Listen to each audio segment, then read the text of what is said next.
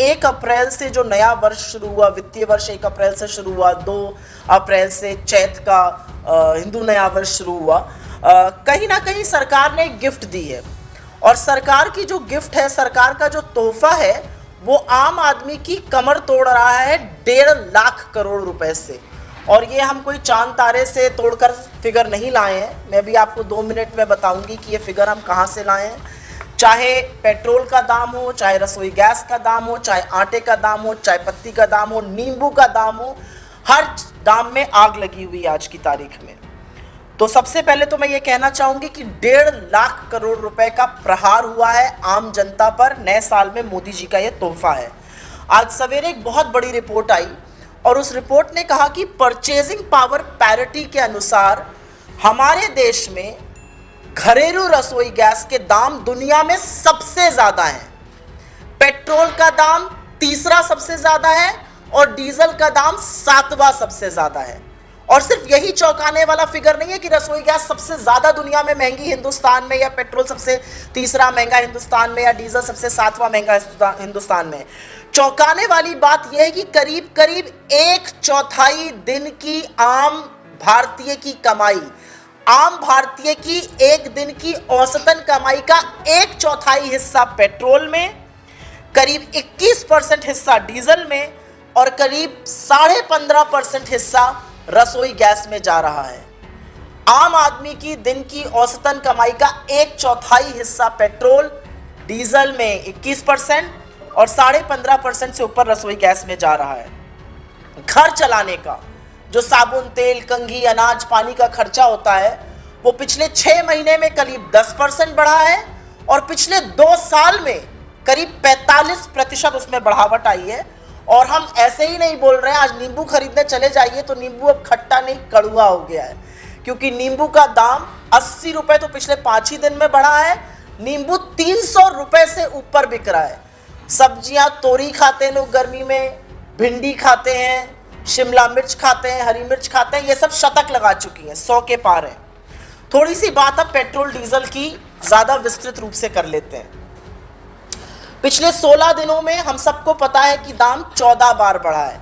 80 पैसा, 40 पैसा, 80 पैसा, 40 पैसा।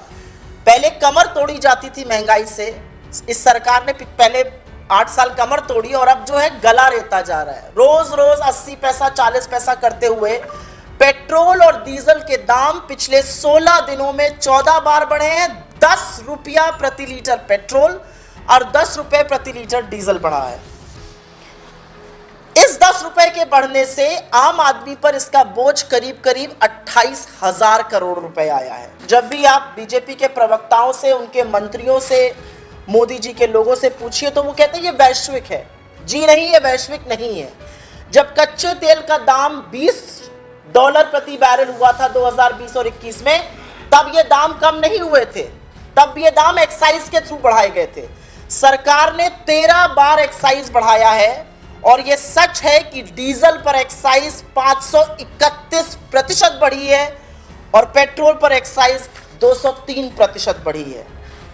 26 लाख करोड़ रुपए सरकार ने ईंधन पर एक्साइज और टैक्स लगाकर कमाया है। 26 लाख करोड़ रुपए जनता पर प्रहार किया है, 26 लाख करोड़ रुपए का। लेकिन आज ही और कल के फिगर्स, आरबीआई का डेटा बताता है कि बड़े पूंजीपतियों का जो राइट ऑफ किया गया है लोन, वो 10.86 लाख करोड़ किया गया है। एक तरफ 26 लाख करोड़ का प्रहार हो रहा है, एक तरफ राहत दी जा रही है करीब करीब 11 लाख करोड़ की। तो दिक्कत की बात यह है कि पिछले साल ही सरकार ने 4.5 लाख करोड़ सिर्फ ईंधन से कमाया, जबकि सरकार के पास वक्त था, मौका था, टाइम था, आय कम हुई है, लोगों की नौकरियां गई हैं। 84% जनता कहती है कि जो वो 3 साल पहले कमा रहे थे वो अब कमा रहे हैं और महंगाई बढ़ती जा रही है। रसोई गैस की बात कर लेते हैं। एक तो घरेलू रसोई गैस का अभी 50 रुपए दाम बढ़ा था जैसे ही चुनाव खत्म हुआ। 137 दिन एक बार भी दाम नहीं बढ़ा और 137 दिन बाद 50 रुपए रसोई गैस का दाम बढ़ा घरेलू का, और जो कमर्शियल सिलेंडर है उसका दाम 250 रुपए बढ़ा 1 अप्रैल को और एक ही महीने में पहले 105 रुपए बढ़ा था। तो 845 रुपए की वृद्धि करी गई है पिछले 8 सालों में। और ये कमर्शियल कोई अलग से यूज नहीं होता है, खोमचे वाले, ठेले वाले, होटल वाले, और इसीलिए हर जगह खाने का दाम बढ़ रहा है। क्योंकि जब इनसे उत्तर की बात करो तो दक्षिण बोलते हैं, जब पेट्रोल डीजल करिए तो ये कहते हैं सीएनजी से चला करिए आप लोग। बहुत अच्छी बात है, जो लोग पेट्रोल डीजल नहीं दे पाते वो सीएनजी से वाकई में चल रहे हैं। सीएनजी के दाम कल बढ़े हैं, दिल्ली में एनसीआर में कल सीएनजी के दाम बढ़े हैं, और सीएनजी के दाम करीब करीब कल 2.5 रुपए बढ़े हैं।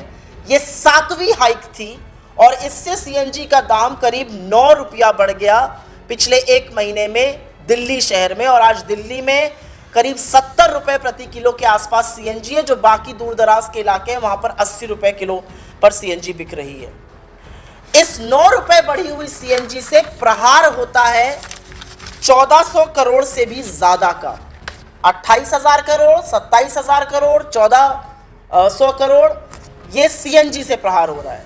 आटे का दाल 8 साल में तिगुना हुआ, चाय पत्ती तिगुनी हुई, बेसन 2.5 गुना हो गया, राजमा दालें सब महंगी हुई। पकौड़ा तलने का जो तेल था, यही हिदायत देते थे मोदी जी, नौकरी नहीं तो पकौड़ा तलिए, वो भी 240 के पार है। अनुमान ये है, और ये तमाम रिपोर्ट्स आई हैं, कि 22% अभी भी खाने के सामानों का दाम बढ़ेगा, और वो होता दिख रहा है। अब करते हैं 1 अप्रैल को, और क्या एक नई सौगात आई। एक नई सौगात 1 अप्रैल को आई कि राष्ट्रीय राजमार्ग टोल टैक्स 10 से 18% बढ़ेगा। वो कमर्शियल गाड़ी के लिए भी है, वो प्राइवेट गाड़ी के लिए भी है, और इससे करीब करीब 6,000 करोड़ का अतिरिक्त बोझा मिडिल क्लास पर या उन लोगों पर जो काम के लिए या बाहर जाने के लिए राष्ट्रीय राजमार्गों का उपयोग करते हैं। लेकिन मामला सिर्फ पेट्रोल, डीजल, रसोई गैस, सीएनजी, पीएनजी, घर के खानों और टोल टैक्स पे नहीं रुकता है। मामला और गर्दन तो जो रोगी हैं, जो मरीज हैं, जो पेशेंट हैं, उनकी भी उमेठी जा रही है। एनपीपीए ने 1 अप्रैल से 800 आवश्यक दवाएं, जिसमें से कि सिंपल दवाएं जैसे कि पैरासिटामोल हो गई, एजिथ्रोमाइसिन हो गई, मेट्रोनिजोल हो गई, कोरोना के प्रबंधन में जो बेसिक दवाइयाँ होती हैं, बुखार की, जुकाम की, खांसी की, वो हो गई, हृदय रोग की, बीपी की, स्किन की, जो बेसिक दवाइयाँ होती हैं, 800 दवाइयों का दाम बढ़ाया गया। और इससे करीब करीब बोझ जो है वो 10,000 करोड़ रुपए का आम आदमी पर पड़ेगा। तो रोगियों को और मरीजों को भी नहीं छोड़ा गया। आज जिस तरह के वाहियात डिबेट, जिस तरह के ध्यान भटकाने के मुद्दे, लोग क्या खा रहे हैं, क्या पहन रहे हैं, किससे शादी कर रहे हैं, किससे मोहब्बत कर रहे हैं, ये इसीलिए किया जा रहा है क्योंकि इन मुद्दों से ध्यान भटका रहे हैं। जिस तरह की पोलराइजेशन की राजनीति भाजपा कर रही है, वो इसीलिए कर रही है कि बेरोजगारी पर और महंगाई पर चर्चा ना हो।